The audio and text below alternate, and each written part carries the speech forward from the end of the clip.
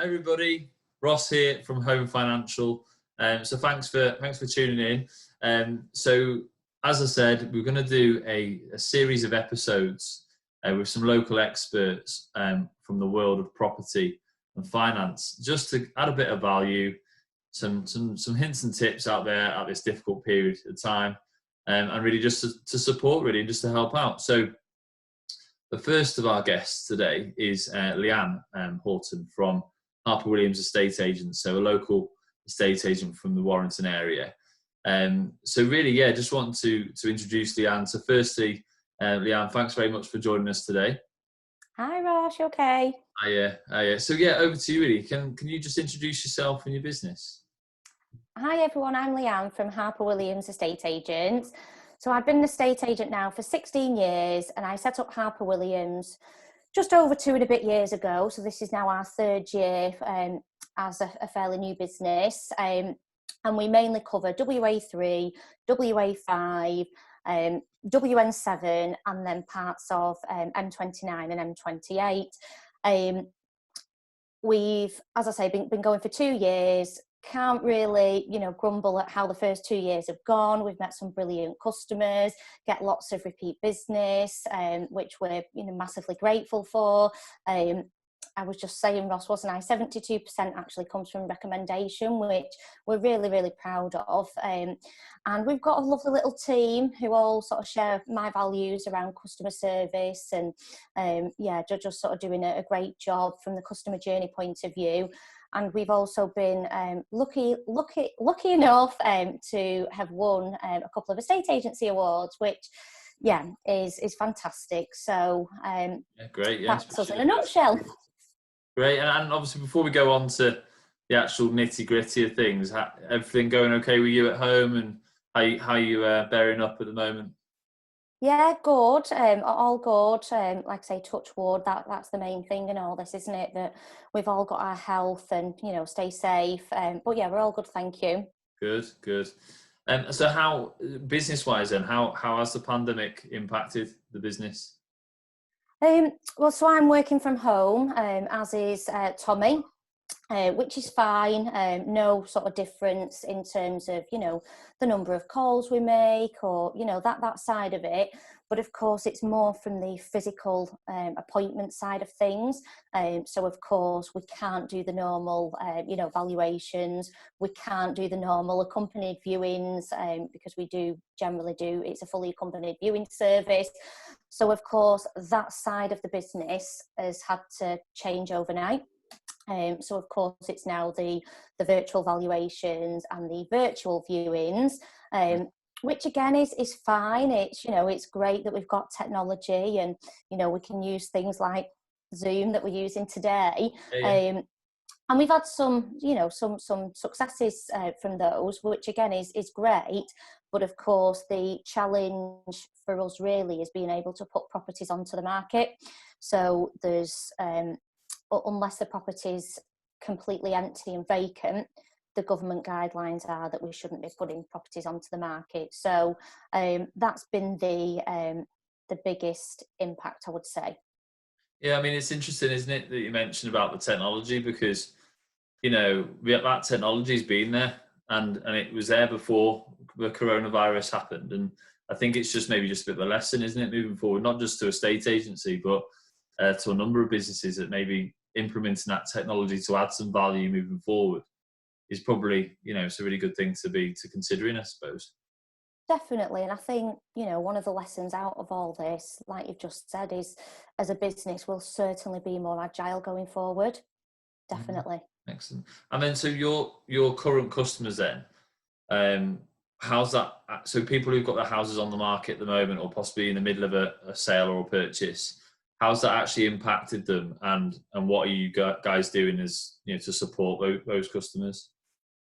So the people that have, because the majority of our properties are sold, so we'll talk about those first. So the properties that have sold, that have got a sale going through, so either a vendor that's selling the home or buyer that's going through the purchase, most of the solicitors are working.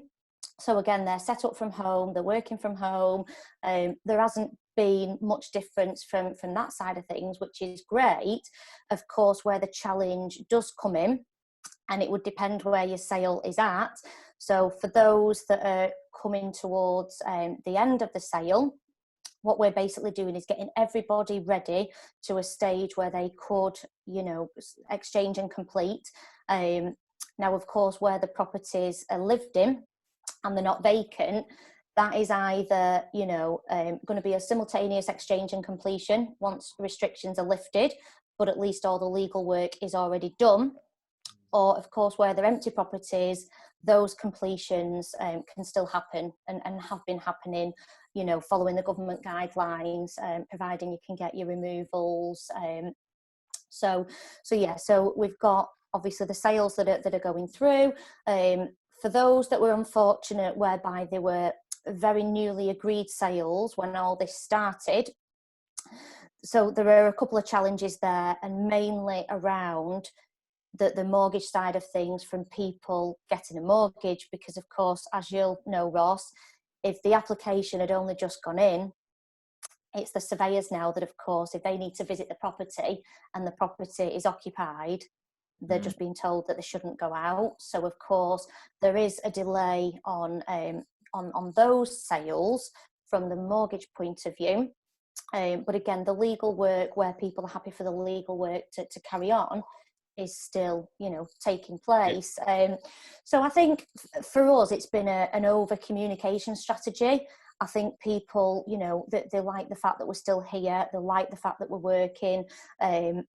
I just think over communication in a situation like this is fundamental. You know, just tell people what's happening, you know, give clarity on the guidelines, because I think initially people panicked, and, you know, like I say, luckily, touch wood, we haven't lost a single sale, which again is brilliant. But again, we're telling people, if your need to move is not going to change, you know, why should it change anything just because of what's going on? That need to move is still going to be there. So that's the sales that are going through. And like I say, we're very fortunate that quite a lot of our, you know, we had a really good start to the year. So quite a lot of our properties are sale agreed and sort of in that period. And then obviously people that are on the market, and we're actively trying to sell the properties. Of course, it's been the virtual viewings, and like I said, we've done quite a few of those now. I've done some, Tommy's done some, of course, with our lovely vendors' help, by, you know, doing the WhatsApp calls and so forth. And again, we've had some successes from that. So, you know, we're having people say, well, I definitely want to register my interest and I'd want to view that as soon as I can book a physical viewing. And then, of course, for anybody that's got a house to sell, well, we can still offer the virtual valuation. So we can get you market ready as soon as the restrictions are lifted. We can put you in touch with the right financial people, obviously yourselves.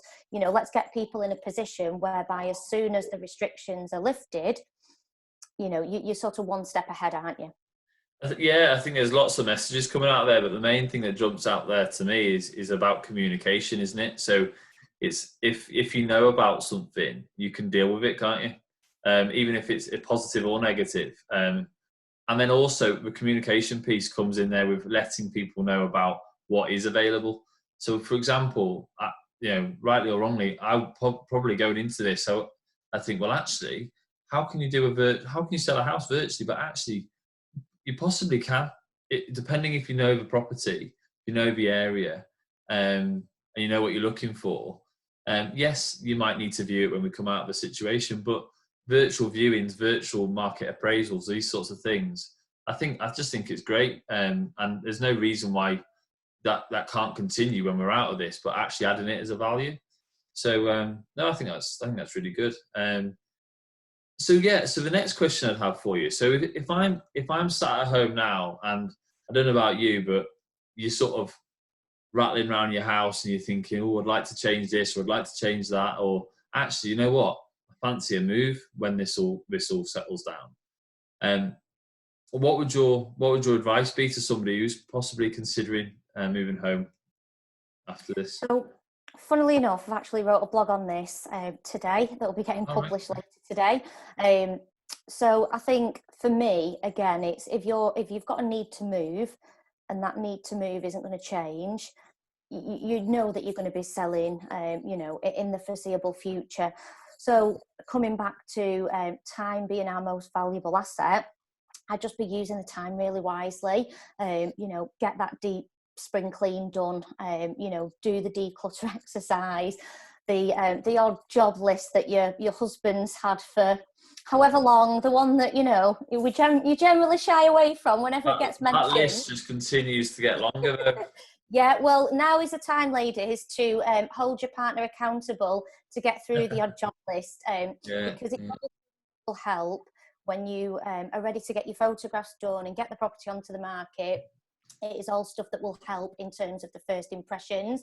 And, I think we mentioned it last week, but getting organised with your paperwork. If you've got all your paperwork ready to pass to either a mortgage advisor, from the financial side of things regarding your personal finances, or from the property side of things with regards to a pack ready to pass on to your solicitor, whoever's going to act for you, I'd just be using this time really wisely. Again, while you've got the time, really research the people that you do want to work with, when you are ready to put your property onto the market. So, speak to numerous estate agents, mortgage brokers, solicitors. Just do your thorough research. Have a look at who's on the same page in terms of values and what they stand for, and we have got time to do that sort of thorough research. Look at reviews and all that kind of stuff, and reach out. Don't be afraid to reach out and ask. It's no question is silly, sorry.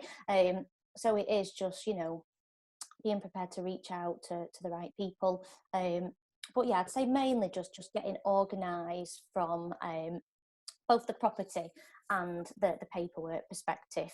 Yeah, all right, fabulous. And so yeah, I mean, it's absolutely, getting organised is music to my ears, because it's like anything, isn't it? If you submit a mortgage application and it's nice and tidy, you've got all the paperwork in the right order, in the right place, the whole process just runs that bit smoother.